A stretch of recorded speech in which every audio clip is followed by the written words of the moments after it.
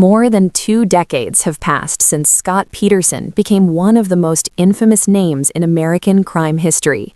Yet, even today, his family insists the man convicted of murdering his pregnant wife is innocent. It all began on Christmas Eve 2002 in the quiet town of Modesto, California.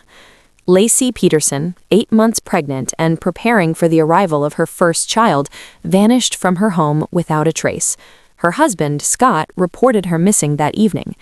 What followed would become one of the most heavily publicized murder investigations in modern U.S. history.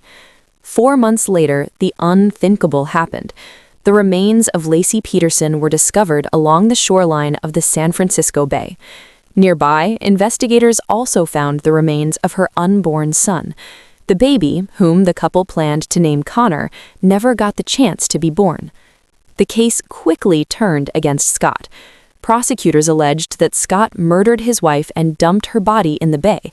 Their case grew stronger when it was revealed that Scott had been involved in an affair with a woman named Amber Frey, a revelation that shocked the nation and severely damaged his public image. To many, the affair became the motive. To others, it was circumstantial but damning. Scott was arrested and charged with first-degree murder for Laci's death and second-degree murder for the death of their unborn son. But inside the Peterson family, a very different story was being told. Just 4 days before Laci vanished, Scott's parents, Lee and Jackie Peterson, had been with the couple.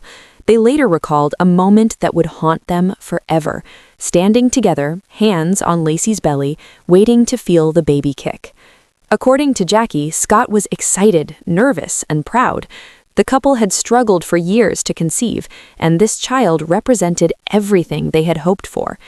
When the phone rang on Christmas Eve, Jackie thought the worst had happened, that Laci had lost the baby. Instead, Scott's voice came through the line, broken and panicked. "All I could hear was Laci and missing," Jackie would later recall. "My heart dropped." From that moment on, the Peterson family's lives would never be the same.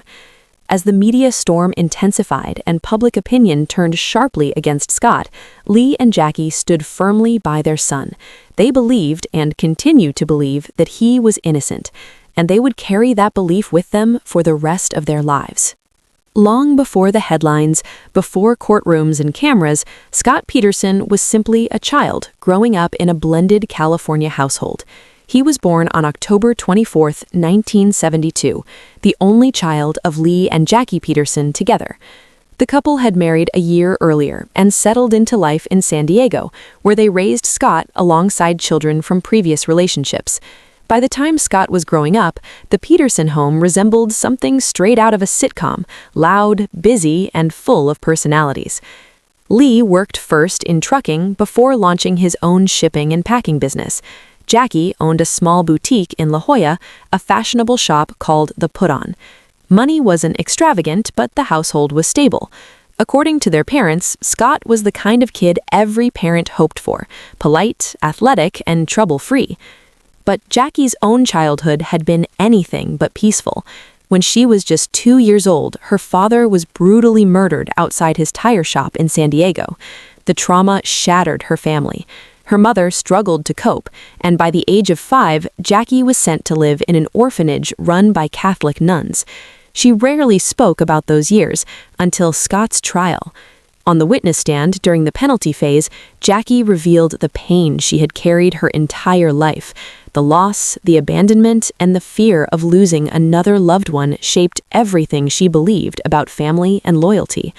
That past, many believe, is what fueled her unwavering defense of her son. The Peterson family grew larger over time. Lee had 3 children from a previous marriage. Jackie had a son of her own and 2 children she had placed for adoption, who later reconnected with the family. The dynamic was complicated but close. They often described themselves as a modern-day Brady Bunch.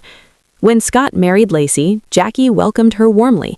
The family believed Scott had finally found his perfect match. According to Jackie, the couple was deeply devoted to each other, especially after struggling for years to conceive. That's why when Laci disappeared, the shock cut deeper than anyone could imagine. To Lee and Jackie, nothing about their son's behavior matched the picture being painted by investigators. They believed the media rushed to judgment. And as the case exploded across television screens nationwide, the Petersons braced themselves for a fight they never expected to face. Because in their minds, the real tragedy wasn't just Laci's death. It was watching their son be tried and convicted in the court of public opinion before the trial ever began. By the time Scott Peterson's trial began in 2004, the courtroom had become a battlefield, and the nation was watching. Prosecutors painted Scott as a cold, calculating husband who wanted out of his marriage. They pointed to his affair with Amber Frey, a woman he had met just weeks before Laci disappeared. In taped phone calls played for the jury, Scott told Amber he had lost his wife and was spending his first Christmas without her, even though Laci was still officially missing at the time. To the prosecution, that lie spoke louder than anything else. They argued Scott killed Laci, dumped her body in the San Francisco Bay, and went on with his life as if nothing had happened. They pointed to his fishing trip on Christmas Eve, his behavior during the search, and inconsistencies in his statements. But the defense told a different story. They argued there was no physical evidence linking Scott to the murder, no blood, no weapon, no eyewitnesses. They suggested Laci had been abducted by someone else while walking the dog, and that the investigation had been rushed and careless once police focused solely on Scott. Through it all, Lee and Jackie Peterson sat in the courtroom day after day, listening as their son's life was dissected in front of strangers. When the trial reached the penalty phase, both parents took the stand. Lee spoke first. Her voice shook as she described the son she raised, kind, gentle, loving. She told the jury Scott had always been there for his family and that he adored Laci. She begged them not to take another life. "If you take Scott away," she said, "you wipe out an entire family." Lee followed. He called Scott his best friend. He told the court his son brought their family together, not apart. And then came the line that broke the courtroom's silence, his fear that his wife would not survive the loss of her only child.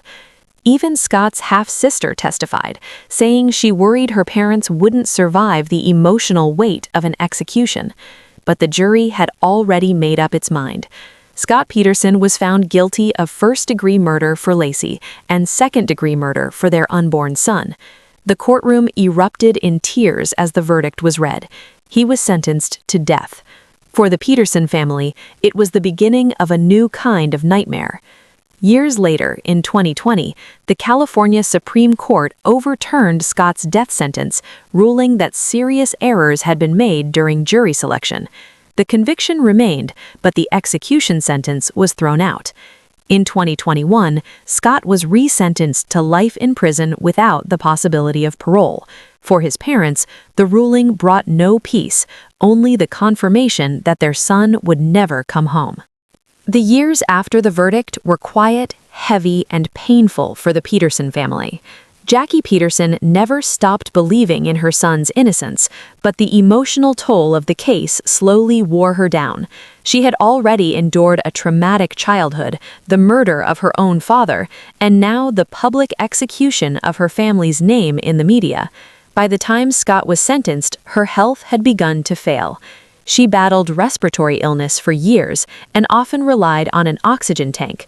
Friends said the stress of the trial never left her.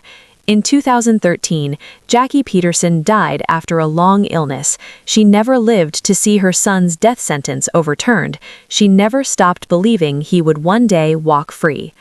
Lee Peterson carried that burden alone for another decade. After Jackie's death, Lee withdrew from the public eye, but continued to support efforts to challenge Scott's conviction. He attended hearings when he could and stayed in close contact with Scott's legal team. Those close to him say the case aged him quickly, the grief, the anger, the unanswered questions.